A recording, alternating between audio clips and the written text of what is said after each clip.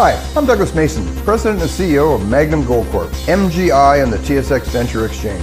A 2015 drill program on the LH property intersected several high-grade gold intersections, including 11 meters of 20.66 grams per ton gold. Additional drill targets on the LH property have been identified by a 2018 drone airborne magnetic survey to further evaluate a pyrrhotite-enriched gold-bearing system. Please visit our website at magnumgoldcorp.com. Welcome to the Goddard Report. Comments made on the Goddard Report and TalkDigitalNetwork.com are an expression of opinion only. Here is Jim Goddard. My guest is investigative reporter Spencer Fernando. You can find his articles at SpencerFernando.com. Welcome back to the show, Spencer. Good to be here. Spencer, are reproductive rights going to be a major issue in the Canadian federal election? Well, I think the Liberals are trying to make it an issue. I mean, it's getting attention in the United States, so the Liberals they're not doing well in the polls. They're pretty desperate, so I imagine they're going to try to bring it up. I mean, Andrew Scheer's been pretty clear. He said he's not going to reopen the abortion debate. The same thing Harper said when the Liberals tried bringing that up. Harper got a majority. They controlled the Senate. They didn't do anything on abortion. So, I mean, it'll work on some people. Some people will be influenced by it, but I don't think it's going to be too successful for the Liberals to try to make it a big issue. Now, I've seen letters that he wrote a couple of years ago being brought up that he'd allow his MPs a free vote on the matter. Is that the same thing as allowing the issue to be brought up? No, I mean, because in the system we have, MPs are supposed to be able to bring up really any issue they want and vote on it. I mean, that's part of them. Technically, they're supposed to be representing their constituents, even though it's turned out that they mostly represent their party, but they are supposed to be free to bring up really whatever issue they want. And the thing that really never gets discussed, and I wish the media would do it more, is just to look at the numbers. I mean, the Conservatives are about split 50-50 in terms of people who would consider themselves pro-life or pro-choice. Many of their top female MPs are pro-choice, people high up in the party. So the idea that even if there was a free vote on abortion, which I don't think there's going to be, but even if there was, I don't think there's any chance that any type of restriction would be passed, because the Conservatives themselves are split on it, and then most of the other parties would obviously vote against any change. So I think the media should do more discussing the actual numbers on how the Conservatives are not a monolithically pro-life or pro-choice party, and they've said they're not going to bring it up. And considering that we saw Harper say the same thing and he kept to his word, I don't think people should be too concerned about it. Does it hurt his image that members of his party, both provincially and federally, keep appearing at these anti-abortion rallies? I mean, I don't think so. I mean, it's a free country, and the Conservatives, to be honest, the Conservatives are most representative of, I think, Canadian public opinion, because Canadians do have, I think, nuanced views on this. It's a tough issue. But, Canadians, there's a lot of pro-life Canadians in the country, and the only party that even is open to having pro-life Canadians, it seems, is the Conservative Party. And to me, that's a good thing. I mean, we should be, people of all viewpoints should be free to be represented. And the Conservatives, they've got some pro-choice people, some pro-life people, just like the Canadian population. And, people are free to have their own opinion. That's what it's supposed to be in a free country. But again, they've said they're not going to bring it up. Harper stuck to his word when he said that, and I don't see Scheer being any different. I don't think it's going to be a big issue in Canada. Andrew Scheer also said not too long ago that he would take away legal marijuana. Is he going to do that if elected Prime Minister? No, he backed down, I think, a day later on that one. He got a pretty big backlash from people, so I don't think he's going to do that at all. What are you hearing from people about legal pot? Have they seen any problems with it? Well, I think there's a lot of concern about the way the government's managed it. I mean, we've talked before about how they had a lot of dispensaries that were shut down in Vancouver because the government wanted control. So you had people who they already knew the customers, they already knew the market, they understood it, and they were shut down, and then the government couldn't get their stores up and running, and so it's mostly the black market still. I know a few polls have shown a big decline in support for legal marijuana. I think that's in part because of how badly the government's managed it. The joke, it's actually not really a joke, it's true, is the government seems like the only institution that can actually lose money selling drugs. So, yeah, I mean, that hasn't worked out too well. They should have just left it more to the free market. But, I mean, I don't think it's going to be a huge election issue. I think it's not what either party really wants to talk about. The Conservatives don't want to talk about it because there's still a lot of support for it. The Liberals don't want to talk about it because it's been managed pretty incompetently. So I don't see it being a huge issue in the election. We'll have more with Spencer Fernando right after this. Cypress Development Corp's flagship lithium project is located just east of Albemarle's Silver Peak mine in the heart of Clayton Valley, Nevada. A 12-hole exploration drill program for lithium-enriched claystone on Cypress's 100% controlled properties is now underway. Cypress Development Corp trades on the TSX Venture Exchange, symbol CYP, the Pink CYDVF, and on Frankfurt's C1Z1. For more information, please visit our website, cypressdevelopmentcorp.com. Avon Resources Limited is a gold exploration company with significant projects in British Columbia, Saskatchewan, and the Yukon. Trading on the TSX Venture Exchange, symbol ABN, and the pink symbol ABN-AF. Surrounded by world-class gold deposits and mines, Avon's 23,000 hectares Forest Kerr Gold Project is located in the heart of the Golden Triangle in northwestern BC. For more information, visit us at avonresources.com. Welcome back. We're speaking with Spencer Fernando. Spencer, we have 2 Canadians accused of spying and no doubt facing the death penalty if convicted in China. Other Canadians facing the death penalty there, and who else knows who might be arrested. How come the Canadian government can't do much about it? Well, I think it's because we've shown total weakness towards China. I mean, China's leaders they're very smart and they're very ruthless and they sense weakness very well. And they're not even taking our calls. I mean, Chrystia Freeland had to go on the radio and basically begging, saying, well, if any Chinese officials are listening, we'd love to have a meeting. Trudeau has said, we're not going to escalate. So the problem is, they don't seem to understand basic human nature. If someone's bullying a country or bullying a person, at some point you have to punch back. You might not even win the fight, but just the fact that you punch back shows them that you're not going to just be walked all over. But what happens is China keeps escalating. Canada keeps saying we're not going to escalate. So China says, I guess we can just keep escalating because Canada's not going to respond to us. So they don't have any respect for us. They don't have anything to fear. I mean, there's easily things we could do. I mean, we could put some tariffs on some Chinese products. We could issue a ban on Huawei. We could say that, no, we're not going to let any, super rich people from China be buying property in Canada anymore. New Zealand's already implemented foreign buyer restrictions, basically banning all foreign home buyers, mostly as a response to what's happening with the investment from China. There's lots of things the government could do, but they're not doing any of it. So China keeps saying, okay, well, I guess we can just ignore these guys and we can get away with whatever we want. And until the approach from Canada changes, China's going to keep doing it. What about China's open interference in Canadian elections? Chinese government organization gave a Richmond candidate for mayor a huge whack of money and then said later, that giant check for, I think, $27,000 was just for show. We didn't really give him that kind of money. But do you think that there is Chinese interference in the Canadian electoral process? Well, for sure. I mean, China's really trying to interfere everywhere. And Canada seems to be among the weakest and most naive of the countries in terms of leadership. So they're going to find it to be very easy to interfere in Canada because we don't focus on it. Also because the interference seems to benefit mostly the Liberals. And so the Liberals have an interest in not noticing it and not doing anything about it.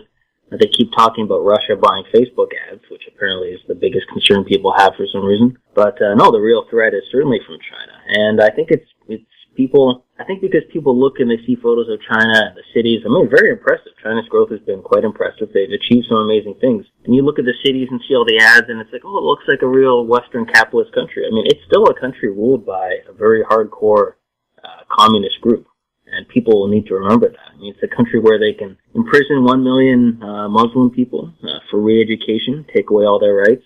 Everyone's under surveillance. If you say the wrong thing, you get arrested. The media is controlled by the Communist Party. Every big company has to have a Communist Party cell in it. So there's no real independence of business, no such thing as independent media, no freedom of speech. So we're not dealing with a country, it's not like dealing with Japan or the European Union or anything else really. And people need to realize it's very different. It's still a very hardcore communist country in many ways. And you can't deal with them the same way you deal with other places. Should Canada then do a bigger, better effort looking at other markets, such as India, where they say it will surpass China in economic growth, except they have one problem.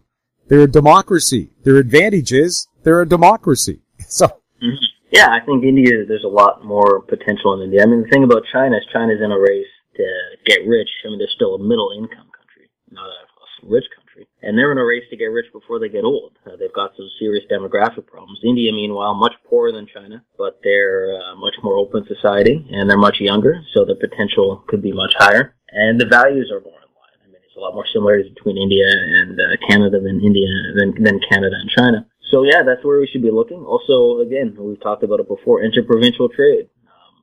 We shouldn't be spending all our time focused on trade around the rest of the world when we can't even trade freely between our provinces. Maybe we should look at fixing some issues at home before we look across the globe for all the answers. Yeah, it said Canadians are paying something like $60 billion a year more than they need for goods because you can't ship Alberta booze into Saskatchewan or New Brunswick products into BC, things like that. Yeah, it's crazy. Do you think there has to be more effort? I mean, we keep hearing promises that they're going to tear down interprovincial trade, and then they start putting more restrictions in on, like, can you trade marijuana between provinces even? Because there are restrictions when there's alcohol involved. Mm-hmm. Yeah, there definitely needs to be a lot of that. I think there needs to be really, Canada really needs to deal with some of these provincial issues and problems we have. I think we need to set on either kind of an either-or solution. I think, look at the industries. The auto industry, sometimes it gets subsidized. It gets a lot of help. Obviously, Bombardier gets built out all the time. But then the energy industry has to contend with government regulations making things worse. So I think we either need to have an approach where the government, just total free market, so the government opens it up for industries, lower taxes, lower regulations, and no interference. Or the government interferes, but it helps everybody. So it helps with regulations that are good for the oil industry to help make it easier to build pipelines. Then it helps the auto industry, and then it helps Bombardier. I'm not a big fan of government interference, but if you're interfering to help every main industry in each part of the country, at least you're keeping the country stable and you're keeping people united, because at least everyone's getting help. But the approach now we have is Alberta has to contend with the free market in oil, plus they have to get a bunch of regulations put on them to make it even tougher to compete in the free market. But then there's not too much help for the auto industry, a little bit, not too much. And then Quebec, Bombardier, gets bailed out constantly no matter how badly they do. So, of course, that's going to start tearing people apart. So, government either needs to leave it all to the free market or interfere and help everybody. We'll have more with Spencer Fernando right after this. I'm Douglas Mason, CEO of Naturally Splendid, symbol NSP on the TSX Venture Exchange. Naturally Splendid is a biotechnology and consumer products company focused on the global cannabis and health markets. Naturally Splendid is expanding distribution in this rapidly growing market with products currently in Canada, the USA, South Korea, Germany, and Australia. To view our comprehensive company presentation and for more information, please visit our website at naturallysplendid.com. Don't miss out. Stay informed. Receive the HowStreet.com weekly recap with thought-provoking podcasts, radio, and articles delivered to your inbox. Sign up for the HowStreet.com weekly recap on our homepage at HowStreet.com. Welcome back. We're speaking with Spencer Fernando. Spencer, Canada is going to have a huge surplus of canola that we can't sell to the Chinese. Has there been any talk on the prairies of perhaps using that surplus canola to produce biodiesel, which would meet both climate change targets and provide a sustainable source of fuel for Canadians? I haven't heard much about that, but I think that would actually be a pretty good idea. And we need to find something to do with it. And again, looking to other markets, I think there's definitely a demand still for the product, and if China's not buying, we can sell it to other places. But yeah, that's one area where we just talked about government assistance. I think when you have a case where China is obviously just coming up with fake reasons to ban canola from Canada. I mean, really. Oh, all of a sudden they find all these bugs and contaminants in the product just the same exact moment that there's a dispute over a totally unrelated issue. What a coincidence. So yeah, there's no coincidences really like that when dealing with China. So yeah, there definitely will need to be some financial support for farmers to help them deal with it. And in some cases, they'll need to transition to other crops. But yeah, using it for biodiesel, I mean, any way we can find a way to use domestic demand to make up for issues with the lack of export demand, then that could be a good thing. Going back to Huawei, they always insist we're not a puppet of the Chinese government. Yet if they weren't, why would they make such a fuss over their jailed executive? Mm-hmm. It's people have to be naive not to realize it. I mean, you can't be a big company in China and go against the Communist Party. I mean, it's obvious. The Communist Party is the only legal political party there. They control everything. Under Xi, I mean, they're even becoming more controlling, interfering way more. And the playing field in China is totally skewed. So what they do is they give tons of subsidies to Huawei, and then they put severe restrictions on their foreign competitors, but actually also on some of their domestic competitors. So they've decided Huawei is going to be the one big company they build up in that industry. So they give them subsidies, block competitors, then they build up Huawei, and then they send Huawei out to compete against other countries, except in other countries we're not blocking competitors, right? So Huawei gets to compete freely in capitalist countries against other companies, but those companies from capitalist countries don't get to go into China and compete as freely against Huawei. So if China's going to do that, then we have to do it back to them. I'd say treat countries the way they treat us. So if a Japanese company, they come into Canada and they compete against our companies, but they also let our companies compete against them freely in Japan, great. No restrictions, no need for tariffs or anything like that. But a company like Huawei that's not letting us compete fairly, well, then we have to impose the same thing on them.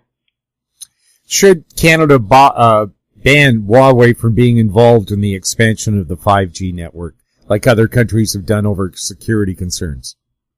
Yeah, totally. And this is one area where, again, we talk about interfering in the economy. And maybe this is a place where the Canadian government should actually be helping subsidize a Canadian company to help us succeed in the 5G area. I mean, it's going to be very important, not just for the economy, but also for national security and defense. So, yeah, I mean, again, Huawei, it's a tool of the Communist Party. So, imagine if the USSR was still around and it was still a big concern. You wouldn't let the USSR get control or get real influence or a look into all of our telecommunications networks. I mean, that would just be insane. So why would we allow that with China? I mean, it's not going to be a problem. They're not going to share the data. Of course they do. I mean, if they've got all their data stored and they've got access to all of our data here, all they need is just one order from a top official in the Communist Party saying, you will immediately give us all this data right now. And they have to say yes. They can't disagree with it or challenge it in court. I mean, the courts are run by the Communist Party. So it's just very different than dealing with another company. It's not like dealing with Apple or Facebook even or anything like that.